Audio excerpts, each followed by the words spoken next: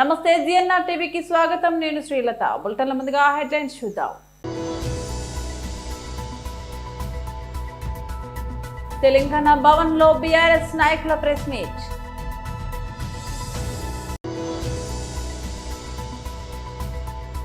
మల్కాజ్గిరి నియోజకవర్గానికి చెందిన ప్రముఖ నాయకురాలు బీజేపీలో చేరారు.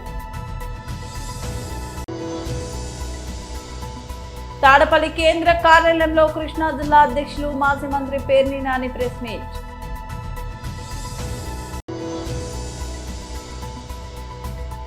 ముఖ్యమంత్రి చంద్రబాబుకు ప్రత్యేక ధన్యవాదాలు పవన్ కళ్యాణ్. తెలంగాణ భవన్లో బీఆర్ఎస్ నాయకుల ప్రెస్ మీట్. ఎమ్మెల్సీ గారు, మా సోదరులు వినయ్ భాస్కర్ చీఫ్ విప్, మాజీ చీఫ్ విప్ గారు మరియు మిగతా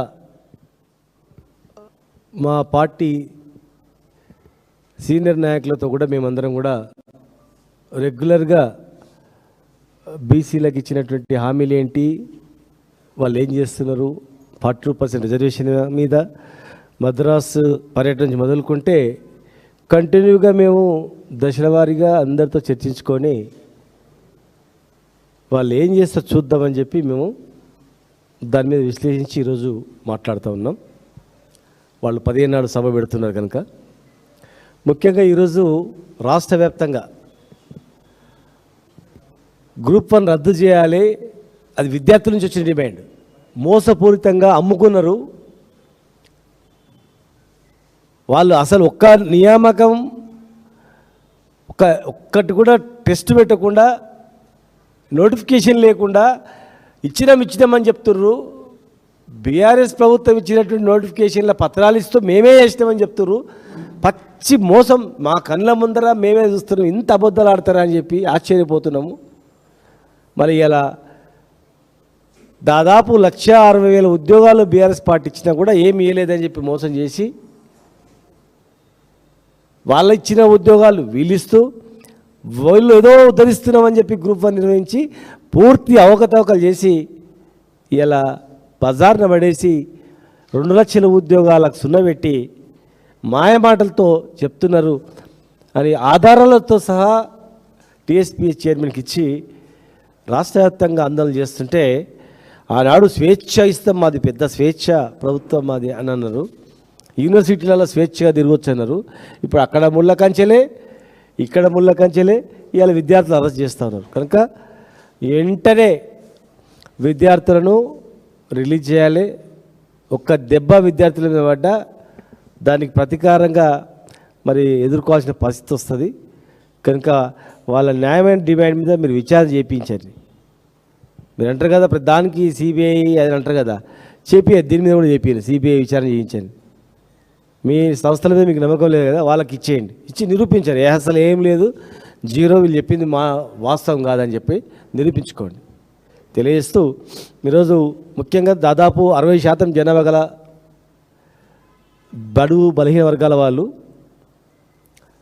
మా పరిపాలనలో కేసీఆర్ గారి ముఖ్యమంత్రిగా ఉన్నప్పుడు ఎన్నో హామీలు ఇచ్చినా కూడా, ఎన్నో హామీలు నెరవేర్చినా కూడా, ఈయన హామీలను కూడా ప్రవేశపెట్టి ఎన్నో పథకాలు ప్రవేశపెట్టినా కూడా మరి వీళ్ళందరినీ అంతకన్నా ఎక్కువ చేస్తాం మేము. వాళ్ళు గొర్రెలిస్తే మేము డబ్బులే ఇస్తాం. మల్కాజ్గిరి నియోజకవర్గానికి చెందిన ప్రముఖ నాయకులు బీజేపీలో చేరారు. కాబట్టి మనకు ప్రతిరోజు తెలంగాణ భారతీయ జనతా పార్టీలో మేము సైతం వస్తాము, మేము సైతము భారతీయ జనతా పార్టీతో నడుస్తాము, నరేంద్ర మోడీ గారి నాయకత్వంలో మేము కూడా ఉంటామని చెప్పి చాలామంది నాయకులు కార్యకర్తలు వస్తూ ఉన్నారు. కాబట్టి ఈరోజు అలాంటి ఒక మంచి వ్యక్తి, ఒక మంచి నాయకుడు లోక్ సత్తా పార్టీలో ప్రధాన కార్యదర్శిగా ఉండి ఈరోజు భారతీయ జనతా పార్టీ నచ్చి శ్రీనివాస్ వర్మ గారు మన పార్టీలో జాయిన్ కావడానికి ముందుకొచ్చారు. మరి వారిని స్వగౌరవంగా పార్టీలోకి ఆహ్వానిస్తా ఉన్నాం.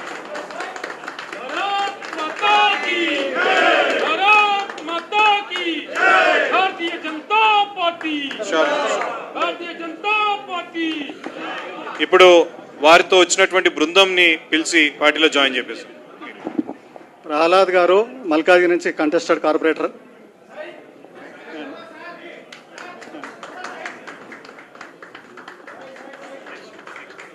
పవన్ కుమార్ సన్నీ. List list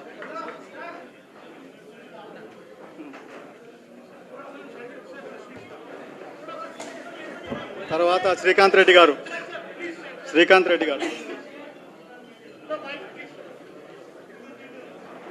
Ravikumar. రవి.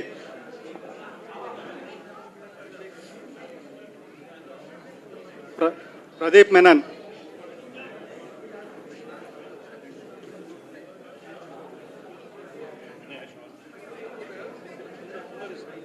కాశం శెట్టి ఉషా గారు.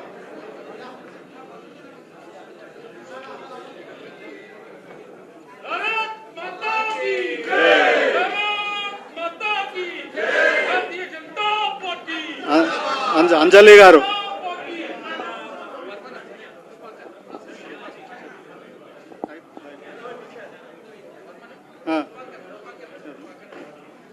కృపాకర్ గారు.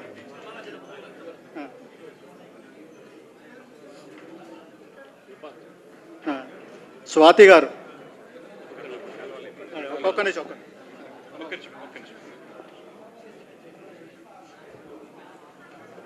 స్వాతి గారు.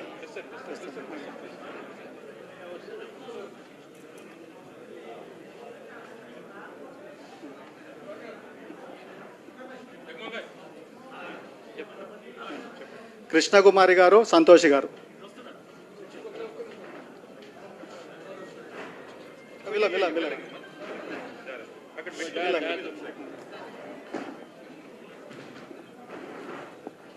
సంతోషి గారు.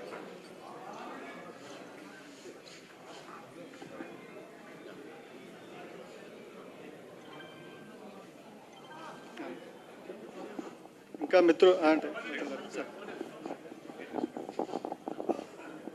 శ్రీనివాస్ వర్మ గారు రాష్ట్ర కార్యదర్శి ఉండే లోక్సత్తాలో టైంలో ప్రహ్లాద్ గారు కూడా లోక్సత్తా నుంచి మల్కాజ్గిరిలో పోటీ చేశారు కార్పొరేటర్గా.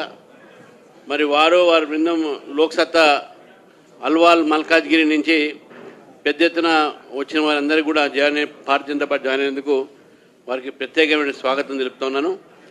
ఇదే విధంగా ఈ యొక్క చేరికలు ఏది ఉన్నాయో ఈ చేరికలు మరి కింది స్థాయి దాకా తీసుకుపోయి భారతీయ జనతా పార్టీ బలోపేతం చేయాలని అందరినీ కోరుతూ మరి శ్రీనివాస్ వర్మ గారు కూడా భారతీయ జనతా పార్టీలో చేరినందుకు వారికి ప్రత్యేకంగా ధన్యవాదాలు తెలుపుతూ వారికి వారి బృందానికి స్వాగతం తెలుపుతున్నాను.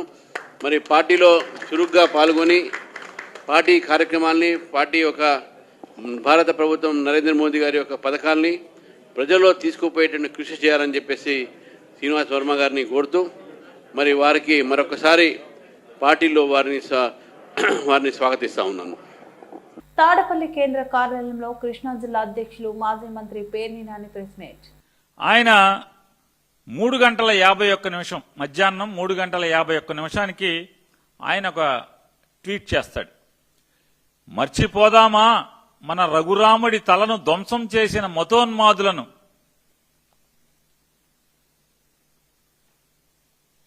అంటే ఎన్నాళ్ళయిందండి విజయనగరం జిల్లాలో రాముడి విగ్రహాన్ని ధ్వంసం చేసి ఎన్నేళ్లయింది? ఇవాళ మాట్లాడుతున్నాడు. మర్చిపోదామా నారసింహుడి రథాన్ని ధ్వంసం చేసిన మూర్ఖులను. మర్చిపోదామా పల్లె పల్లెలో మత మార్పిడిలతో హైందవ మత ధ్వంస రచనకు ప్రోత్సహించిన దుర్మార్గులను. మర్చిపోదామా గణేశుడి మండపాల్లో మాంసాహారాన్ని పంపిణీ చేసిన సనాతన వ్యతిరేకులను. క్లోజప్ లో కుదిరితే మాధవ్ గారు కష్టపడి ఆయన రాసి టైప్ చేసుకుని పెట్టుకున్నటువంటి పోస్టు.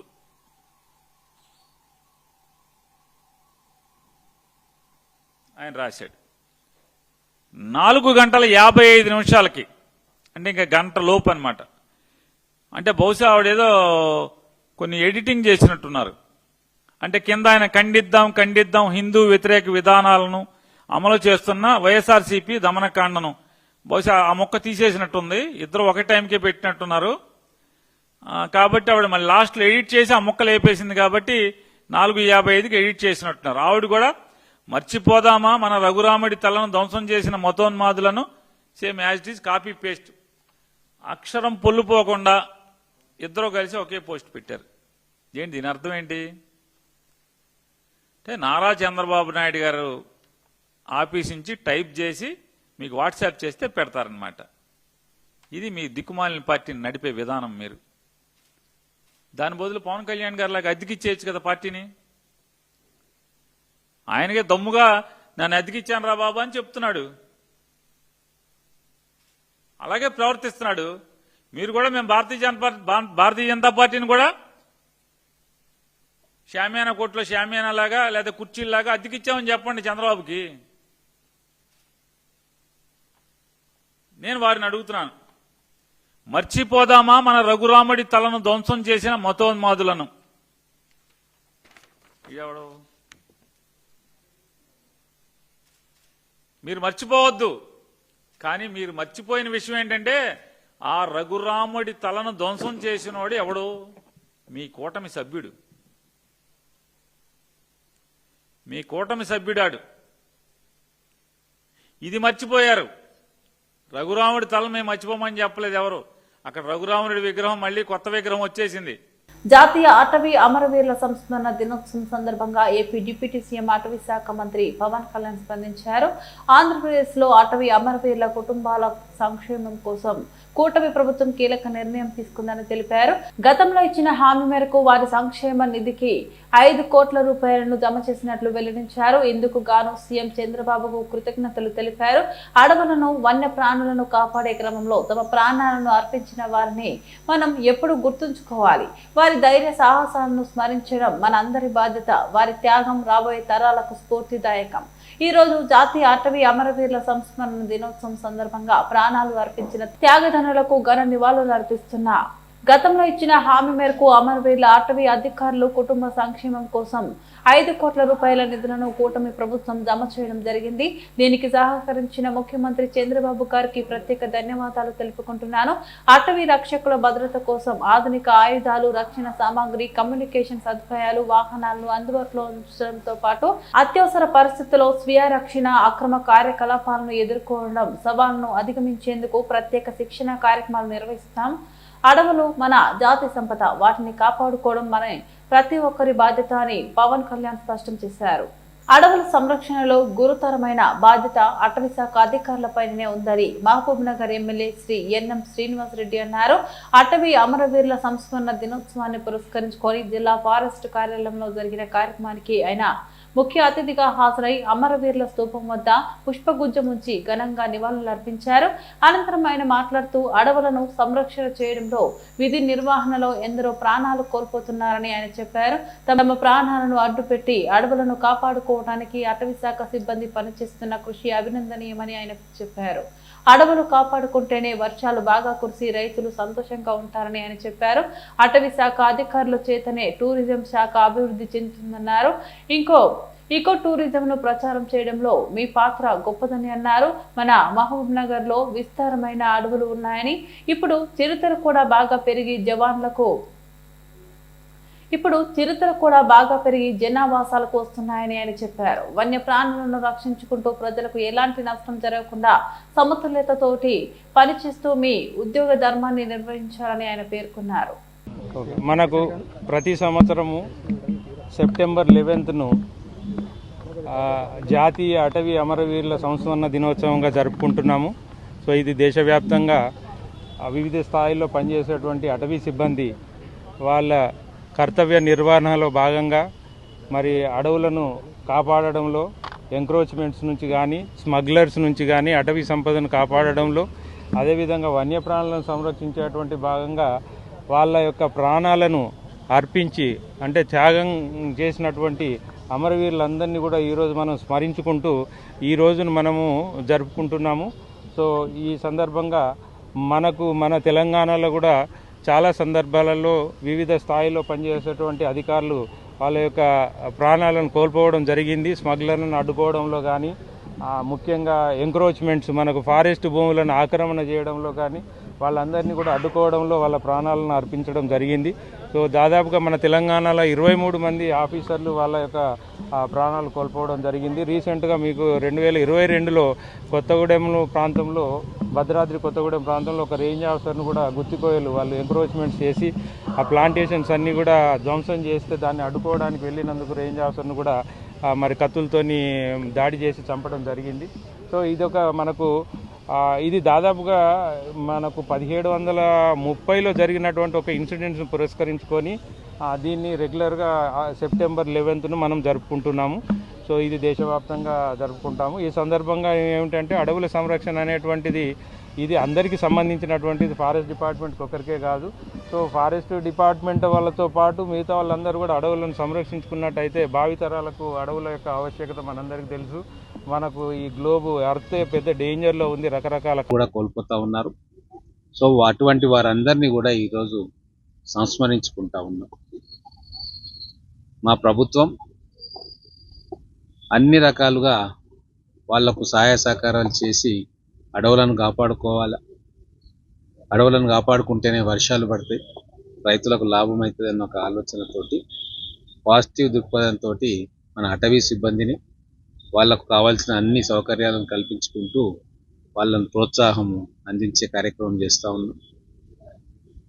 వన్యప్రాణులను రక్షించుకుంటూ మనుషులకు ఇబ్బంది కలగకుండా అడవి చుట్టుముట్టు ఉండే పౌరులకు కూడా, గ్రామస్తులకు కూడా, వారికి కూడా ఎటువంటి ఇబ్బంది లేకుండా ఒక సమతుల్యంతో కావలి రూరల్ మండలం ఆముదాల దిన్నె పంచాయతీ దూదేకులపాలెంలోని దాసర పవన్ కుమార్ ఇంట్లో చోరీ, ప్రత్యంగిర దేవి బంగారు విగ్రహం, బంగారు వెండి ఆభరణాలు చోరీ. కావలి రూరల్ PS లో ఫిర్యాదు. కావలి రూరల్ మండలం పూలదొర్వు గ్రామంలో ప్రత్యంగిర దేవి ఆలయంతో పాటు శ్రీనిలయం ఆశ్రమం నిర్వహిస్తున్న పవన్ స్వామి ఒక 6 నెలల నుంచి నేను ఆ ఇంటి దగ్గర లేకుండా నేను కావిల్లో ఉంటూ అదేవిధంగా దేవస్థానానికి దగ్గరుంటూ వచ్చాను. నాకు మొన్న రాత్రి తెలిసిందే నా ఇంటి తాళం పగలగొట్టున్నారని. లోపలికి వెళ్ళి ఈరోజు చూస్తే అమ్మవారికి సంబంధించి దేవీ నవరాత్రులకి అమ్మవారికి మొదటి రోజు చేసే అలంకరణ స్వర్ణ కవచముల దుర్గాదేవి వెండి కవచం 4 కేజీలు ఉంటుంది. అమ్మవారు వెండి కవచము, వెండి కిరీటము, వెండి హస్తము, అదేవిధంగా వెండి కత్తి, అమ్మవారు పంచలోహాలతో పాటు బంగారంతో కూడిన విగ్రహము.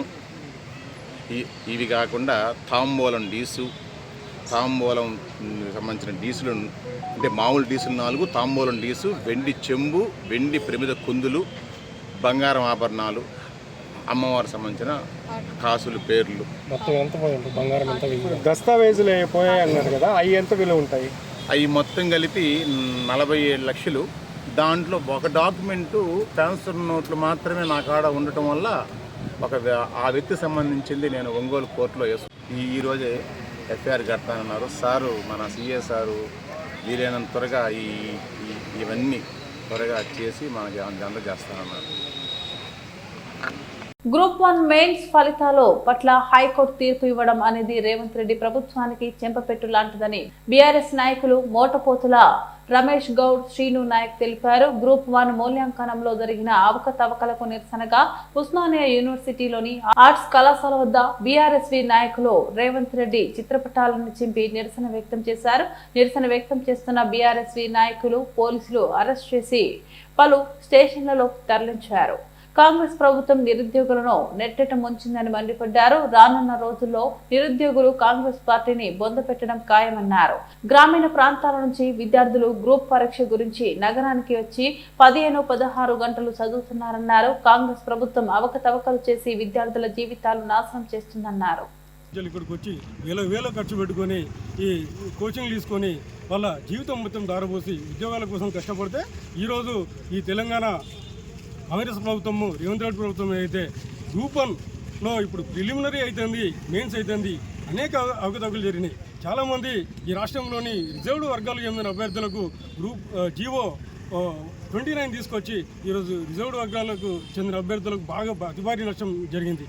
గతంలో కేసీఆర్ గవర్నమెంట్ ఉన్నప్పుడు జీవో 55 ఏదైతే మెరిట్ ప్రాతిపదికన 40 to 60% అట్లా తీసుకొచ్చి 40% అభ్యర్థులకు మెరిట్ ప్రాతిపదికన 60% మిగతా రిజర్వ్డ్ వర్గాలకు కేటాయించిన సందర్భం ఉండే.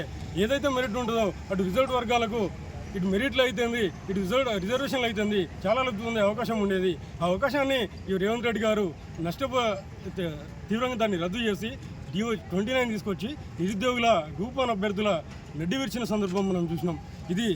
అదేవిధంగా ఈరోజు నిన్నటికి నిన్న హైకోర్టు ఏదైతే ఈ గ్రూప్ 1 మెయిన్స్లో ఇప్పుడు పేపర్ కరెక్షన్ నుంచి మొదలు పెడితే ఆబ్జెక్టివ్ పేపరు జవాబుపత్రాన్ని మూల్యాంకనం వరకు అనేక అవకతవకలు జరిగినాయి. ఇప్పుడు 18 సబ్జెక్టులకు సంబంధించి ఈ రాష్ట్రంలో కాంగ్రెస్ ప్రభుత్వం కొన్ని లక్షల మంది విద్యార్థుల జీవితాలను నాశనం చేస్తున్నది. కాంగ్రెస్ ప్రభుత్వం ఆ రోజు ఏదైతే నిరుద్యోగులకు లేనిపోని హామీలు ఇచ్చి గద్దెనెక్కిన కాంగ్రెస్ ప్రభుత్వం ఈరోజు నిట్టేట నిరుద్యోగులను ముంచివేస్తున్నది. ఈ విషయంలో గ్రూప్ 1 విషయంలో చూస్తే గ్రూప్ 1 విషయంలో కాంగ్రెస్ ప్రభుత్వానికి ఈ చెంపపంటు అన్నది. ఈ కాంగ్రెస్ ప్రభుత్వం నిరుద్యోగుల గురించి, ఈ రాష్ట్ర యువత గురించి ఏ విధంగా నిర్లక్ష్యం చేస్తున్నదనే విషయం స్పష్టంగా తెలుస్తున్నది. ఈరోజు ఉస్మానియా యూనివర్సిటీ BRSV విభాగం తరపున మేము ఈ కాంగ్రెస్ ప్రభుత్వాన్ని, సీఎం రేవంత్ రెడ్డిని హెచ్చరిస్తున్నాము. రేవంత్ రెడ్డి గారు, మీరు తక్షణమే గ్రూప్ 1 ఎగ్జామ్ను రద్దు చేయండి. ఏదైతే హైకోర్టు ఇచ్చిన ఆదేశాలను పాటించి ఆ ఆదేశాల ప్రకారం రద్దు చేయండి. ఈ గ్రూప్ 1 ఎగ్జామ్కి వేయండి. హైకోర్టు ఆదేశాలను పాటిస్తూ జ్యుడిషియల్ కమిషన్ వేయండి. ఎవరు 3 కోట్లు అడిగారు, ఎవరు కోట్ల రూపాయలు కుంభకోణానికి పాల్పడుతున్నారు, ఎవరు ఈ యువత యొక్క ఆశయాలను నిరాశగా చేస్తూ ఈ యువకులను, నిరుద్యోగులను మోసం చేస్తున్నారనేది ఈ తెలంగాణ ప్రజలు స్పష్టంగా గమనిస్తున్నారు. మీరు తక్షణమే చర్యలు తీసుకోవాలి. రాహుల్ గాంధీ గారు, మీరు ఏ ముఖం పెట్టుకొని అశోక్ నగర్ వచ్చారు, ఏ ముఖం పెట్టి మీరు నిరుద్యోగులను మోసం చేశారు, ఇవన్నీ మీకు గుర్తుకు రావట్లేదా? ఈరోజు తెలంగాణ రాష్ట్ర యువకులు, నిరుద్యోగులు, విద్యార్థులు లక్షలాది మంది మీ ప్రభుత్వం మీద ఎన్నో ఆశలతో ఉంటే మీరు ఈ విధంగా మోసం చేయడం చరిత్రలో హీనంగా మిగిలిపోయే రోజులు వస్తున్నాయి. ఖబర్దార్ రేవంత్ రెడ్డి, కాంగ్రెస్ పార్టీ మిమ్మల్ని వదలరు. తెలంగాణ ప్రజలు త్వరలో మీకు బుద్ధి చెప్తారని తెలియజేస్తున్నాం. Welcome back. బులెటిన్ ముగించే ముందు మరోసారి హెడ్లైన్స్ చూద్దాం.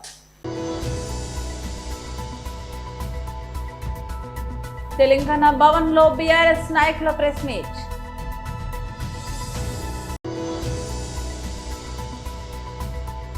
మల్కాజ్గిరి నియోజకవర్గానికి చెందిన ప్రముఖ నాయకురాలు బీజేపీలో చేరారు. తాడపల్లి కేంద్ర కార్యాలయంలో కృష్ణా జిల్లా అధ్యక్షులు మాజీ మంత్రి పేర్ని నాని ప్రెస్ మీట్.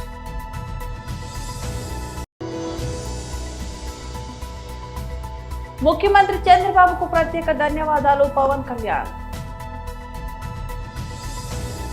ఇవి బులెటిన్ అప్డేట్స్. మరో బులెటిన్లో మళ్ళీ కలుద్దాం. అంతవరకు సెలవు. నమస్తే.